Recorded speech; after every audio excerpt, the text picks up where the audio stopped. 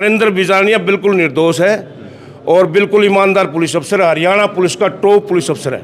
एक टारगेट कर दिया नरेंद्र बिजानिया, क्या सबूत है इनके पास? वो होटल है। सिटिंग जज वो इसकी इंक्वायरी करे, जांच पूर्णतः निष्पक्ष हो और दोषियों को बख्शा नहीं जाए। और पूरे वर्ल्ड में और पूरे हिंदुस्तान में ऐसा अफसर नहीं जो कि क्राइम को ऊपर कंट्रोल करने वाला हो। ये दलित भी हमारे भाई हैं, कोई दूसरे नहीं, हम उनके साथ खड़े हैं। अगर कोई उनके साथ अन्याय होगा तो उनसे आगे खड़े होंगे हम। सर्व समाज की एक पंचायत जाट धर्मशाला में ये आयोजित की गई है। तो गनमैन की हिम्मत है कि एडीजीपी के बगैर पैसे ले लेगा?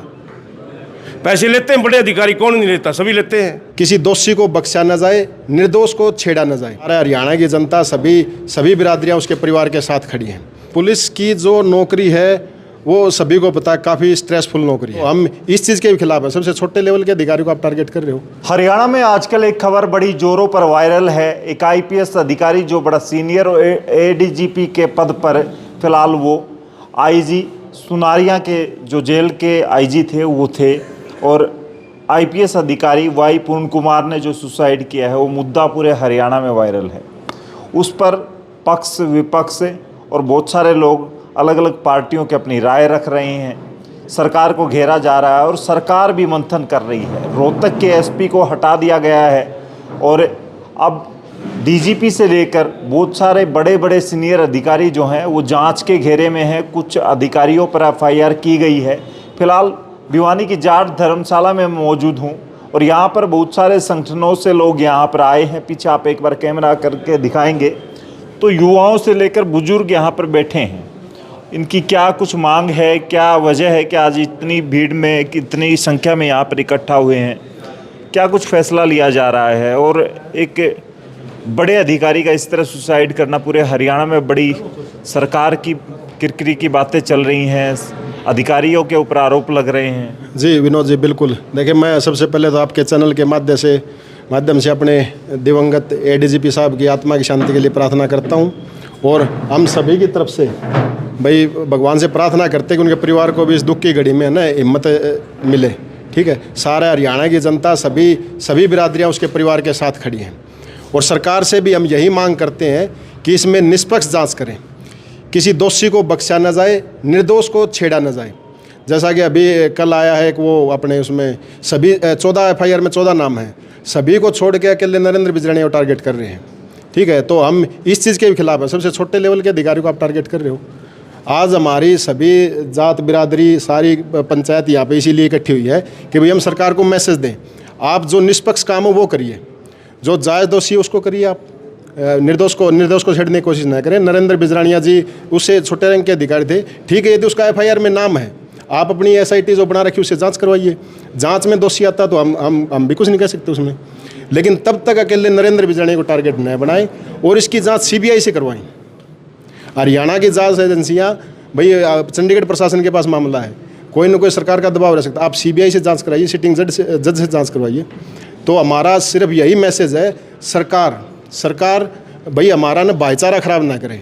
हम उस दलित परिवार के भी साथ खड़े हैं। दलित परिवार के साथ यदि कुछ गलत होता है तो हम बिल्कुल उसके साथ खड़े, तन मन धन से खड़े हैं। लेकिन सरकार की इस मंशा को भी लागू नहीं होने देंगे कि अकेले नरेंद्र बिजानिया को टारगेट करें।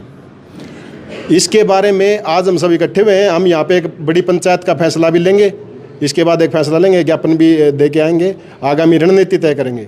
यदि सरकार अपने इरादे ठीक नहीं रखती है तो हम महापंचायत करके आंदोलन का बिगुल बजाएंगे। आप भी पुलिस अधिकारी के तौर पर काम कर रहे थे और आगे आने वाले वक्त में आपका फ्यूचर बड़ा ब्राइट था। आप पुलिस की जॉब छोड़ करके आए हैं, क्या वजह है कि पुलिस की जॉब में इतना प्रेशर रहता है, इस वजह से आपने भी जॉब छोड़ दी? और एक बड़े अधिकारी, आईपीएस अधिकारी, सीनियर का इस तरह सुसाइड करना, इसके पीछे आपको क्या कुछ लगता है? क्या रियल में प्रताड़ित किया जाता है पुलिस के अधिकारियों को, पुलिसकर्मियों को? देखिए, पुलिस की जो नौकरी है वो सभी को पता है, काफ़ी स्ट्रेसफुल नौकरी है, बड़ी तनाव की नौकरी है। 24-24 घंटे की नौकरी। हमारे पास फोर्स नहीं है। ठीक है, हर कदम पे हमें तो जनता को भी देखना है, हमें प्रशासन को भी देखना है, हमें कोर्टों को भी देखना है, नेताओं के भी फ़ोन आते रहते हैं। भाई परेशानी तो रहती है, इसमें कोई दो राय नहीं कि पुलिस की नौकरी तनावपूर्ण नौकरी हो चुकी है। कहीं ना कहीं दबाव रहता है, हर कर्मचारी पर रहता है। लेकिन इस तरह के मामले में मैं, चलो वो एडीजी साहब हमारे भाई सुरक्षाधारगे हैं, हम तो उनके लिए प्रार्थना ही कर सकते हैं। लेकिन मैं ये कहूँगा आप चैनल के माध्यम से, उन्हें भी आवाज़ उठानी चाहिए थी। उनकी पत्नी खुद एक IAS अधिकारी, इतने बड़े रैंक की अधिकारी, जो CM के साथ CM को बताते, आपके पास कोर्टें हैं, कोर्टों में वो करवाते। आपको लड़ना चाहिए था, आपको लड़ना चाहिए था। इस तरह हमारे प्रदेश की जनता के बीच से नहीं जाना चाहिए था आपको। फिर भी हम आपके परिवार के, हम उस परिवार के साथ खड़े हैं, बिल्कुल, इसमें कोई दो राय नहीं विनोद जी। पुलिस की नौकरी काफ़ी तनावपूर्ण नौकरी है, सरकार को इस और ध्यान देना चाहिए। और पुलिस में कोई अलग थोड़ी है, हमारे ही परिवारों के बच्चे हैं सारे, ये सारे खड़े हैं, ये भाई है, ये भी कृष्ण भी थोड़े दिन रिटायर हुआ है, सत्यजीत पिलानिया जी, ये तो देखते ही रहते हैं कोर्टों में कितनी भागदौड़ रहती है। तो फिलहाल ये तो चलो मुद्दा बाद का है, तनावपूर्ण नौकरी का तो, लेकिन जो सुसाइड हुई है उसमें कहीं ना कोई कुछ अलग कड़ियाँ जुड़ी हैं, उसकी गहराई से जाँच करनी चाहिए। 8 पेजों का नोट लिखा है और वो टाइपराइटर से लिख रखा है, उसमें क्या निकल के आता है, कहीं उसके साथ कोई छेड़छाड़ नहीं हुई हो, सारी चीज़ें आप इसकी मांग यही करते हैं CBI से निष्पक्ष जांच हो। अच्छा, एक वकील के तौर पर पूर्व में बार प्रधान रहे हैं कई बार, क्या कुछ आपको नज़र आता है इस केस में? देखिए, सबसे पहले तो मैं ADGP YK पूर्ण जी को उनकी आत्मा की शांति के लिए प्रार्थना करता हूँ, और इस मुसीबत की घड़ी में उसके परिवार के साथ सर्व समाज उनके साथ खड़ा हुआ है। और आज एक सर्व समाज की एक पंचायत जाट धर्मशाला में ये आयोजित की गई है, और इस प्रेस वार्ता के बाद ये विचार भी किया जाएगा कि आने वाले समय में एक महापंचायत यहाँ पर बुलाई जाएगी, सर्व समाज की होगी। हम तो ये कहना चाहते हैं कि किसी दोषी को तो बख्शा नहीं जाए, और निर्दोष है वो फंसे नहीं। सबसे बड़ी अगर कोई दिक्कत है कानून में, निर्दोष अगर एक फंसता है तो 100 के बराबर है, दोषी को तो 100% गिरफ्तार होना चाहिए। जैसे ही देखो, सबसे पहले तो एक ADGP की वाइफ ने FIR दर्ज करवाने में इतना समय लग गया। अब बात पोस्टमार्टम की है, घर वालों से बगैर पूछे डेड बॉडी को हॉस्पिटल ले जाया गया, घर वालों की कोई कंसेंट नहीं ली गई। तो सरकार का तानाशाही रूप आप देख सकते हैं। और जिस तरीके से इसमें आला अधिकारी शामिल है, FIR के अंदर 8 पन्नों का एक नोट है, सबसे बड़े अधिकारी पुलिस के हमारे DGP साहब का भी उसमें नाम है, ACS का भी नाम है, IAS अफसरों का भी नाम है।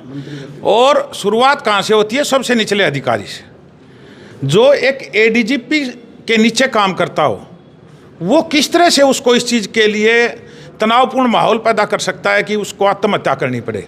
इसमें असल दोषियों को सरकार बचाना चाहती है और निर्दोष लोगों को फंसाना चाहती है। तो हमारी इस आज पंचायत का सिर्फ एक ही उद्देश्य है कि जांच पूर्णतः निष्पक्ष हो और दोषियों को बख्शा नहीं जाए। सबसे पहले उसका पोस्टमार्टम हो ADGP साहब का, उसके बाद तफ्तीश शुरू हो। और हम तो ये कहते हैं सिटिंग जज, हाई कोर्ट का या सुप्रीम कोर्ट का जज, सिटिंग जज, वो इसकी इंक्वायरी करे, उसके बाद इन दोषियों की गिरफ्तारी हो जो असल में उसमें शामिल है। और इस देश के संविधान के नाम की कोई चीज़ बची नहीं है। अब हमारे इस देश के सर्वोच्च पद के ऊपर CGI के ऊपर जूता फेंका जाता है, सनातन के नारे लगाए जाते हैं। तो ये एक डूब मरने की बात है। हमारे इस देश में इस तरह का माहौल हो गया। हमारी सबसे सर्वोच्च पद के ऊपर बैठी हमारी राष्ट्रपति साहिबा को मंदिरों में नहीं घुसने दिया जाता। इससे ज़्यादा और ये सरकार क्या जाति कर सकती है दलितों के साथ? हम दलित भाइयों के भी साथ खड़े हैं, और हम निर्दोष जिन अफसरों को फंसाया जा रहा है हम उनके साथ भी खड़े। तो हमारी तो हरियाणा सरकार से एक ही मांग है, इसमें निष्पक्ष जांच करवाकर असल दोषियों को गिरफ्तार किया जाए। चलिए, आज की इस पंचायत में पहुंचे हैं, क्या कुछ आपको यहाँ पर प्रारूप नज़र आ रहा है, क्या कुछ फैसला लिया जाए? भाई मोटी मोटी बात ये है, सरकार निष्पक्ष जांच नहीं करवा रही है, लोगों ने जाति धर्म पे बांट रही है, लोगों को आपस में लड़वा रही है। मेन मुद्दा सरकार का है, ये लोगों की कमियां नहीं है, ये लोगों में बढ़ा देती हैं। ये सरकार का सारा काम इस BJP सरकार का है। ये सरकार इस बात को समझे ना, इस सरकार ने मुँह की खानी पड़ेगी। ये तो एक ट्रेल है, फिल्म बाकी है, अभी लोग इकट्ठा होंगे और ज़्यादा होंगे, सरकार को मुसीबत हो जाएगी। तो ये अपना सोच समझ के कार्य करे, निर्दोष को तो फंसाए नहीं, दोषी को बचाए नहीं। एक टारगेट कर दिया नरेंद्र बीर राणिया, क्या सबूत है इनके पास? वो होटल है, तफ्तीश के बाद ही गिरफ्तार करो, तफ्तीश के बाद ही मुकदमा दर्ज करो। लेकिन सरकार तो दोनों तरफ से फंस जाती है। उस तरफ से अनुसूचित जाति के बहुत सारे लोग, आज महापंचायत है चंडीगढ़ में, तो उस तरफ से भी प्रेशर पड़ रहा है, इस तरफ से आप लोग भी आरोप लगा रहे हैं। हमारे भाई हैं, दलित भी हमारे भाई हैं, कोई दूसरे नहीं, हम उनके साथ खड़े हैं। अगर कोई उनके साथ अन्याय होगा तो उनसे आगे खड़े होंगे हम। लेकिन सरकार के पास सारा साधन है, साधन सरकार का सारा अमला सरकार के पास है। उन्होंने पता निकाल लगा सकते 2 दिन के अंदर कौन दोषी और कौन निर्दोष है। ये जानबूझ के ड्रामा रच रही है सरकार। सच्चाई तो ये है। कहाँ से है? मैं गांव मिताथड़, करसन मिताथड़। सबसे पहले तो मैं वाई पूर्ण कुमार जी ने जो सुसाइड किया उसकी आत्मा की शांति के लिए भगवान से प्रार्थना करता हूँ, भगवान उनको अपने चरणों में स्थान दे। देखिए, सरकार ने तो लगभग 11 साल प्लस में शुरू हो गया। इस बीजेपी ने जिस दिन तक बनी थी उस दिन जातियों में बांटना शुरू किया था, और हमारे समाजों में भी कुछ कमियां रही हैं जो सरकार के साथ जातियों में बंटते जा रहे हैं। सरकार कितना भी जातियों में बांटने की कोशिश कर ले, लेकिन सभी समाजों को एक दिन ये समझ में, एक दिन नहीं अभी इसी मामले में समझ आ जाएगा कि सरकार हमको किस तरह से बांटना है। हमको एक रहना पड़ेगा।